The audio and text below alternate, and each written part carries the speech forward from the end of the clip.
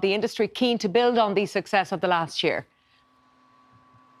Absolutely, Colette, and even the success of the last few weeks. It's all quiet here in the Clayton Hotel in Ballsbridge now, but there was an electric atmosphere here as industry representatives and those involved in this year's productions met and spoke for the first time and really toasted what has been a record-breaking few weeks. Just a week ago, 14 record-breaking Oscar nominations for Irish films, and that'll be coming up now in a few weeks in Los Angeles. And as you say, more than 150 nominations and awards over the past year. So looking forward then to 2023, some 44 projects announced by the Irish Screen today. Among them, and chief among them perhaps, Flora and Son. That's a new film that premiered at the Sundance Film Festival last week, received rave reviews and a lot of international interest. It became part of a bidding war that was eventually won by Apple TV, which will now see that distribute that film in the coming weeks and months. Now, we've been speaking to director and writer of that film, John Carney. He'd be known, of course, for his roles with Sing Street and Once and other famous Irish films. He's been telling us all about that process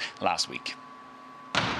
I'm amazed. I'm always amazed when anybody shows any interest in something that I do. So this was what they call a sort of a bidding war for a film, which is doubly hilarious, as any of my teachers in secondary school will testify to. But there were two big companies and they saw the film and we came back and forth with them both, and it ended up going with Apple, which I think is great.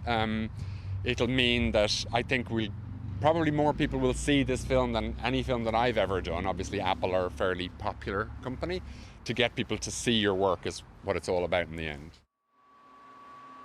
Also announced then today, Colette, a Minding Creative Minds campaign that'll be voiced by Oscar-nominated Colin Farrell, and that's around looking after those who work in the industry. Will include the provision of counselling services as well as legal and career advice, and is really just geared towards making sure those who make the films and TV productions we watch are well looked after. Rob, thanks very much for all of that.